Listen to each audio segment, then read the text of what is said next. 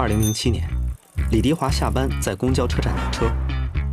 由於一個報刊亭的阻擋，他不得不借用非機動車道繞過去趕車，差點被車撞。當天晚上我就投訴，但結果找不到這個報刊亭是誰的，然後我就養成一個習慣，每年國慶節前通過1、2、3、4、5投訴，一直堅持了10年，大概到2017年，這個報刊亭突然消失了，就發現這個投訴還是有用的，所以我就把投訴作為我推動我們的步行環境的改善的一種手段。最少有10個 T 的照片，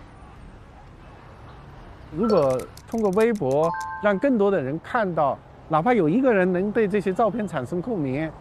我認為這也是值得的。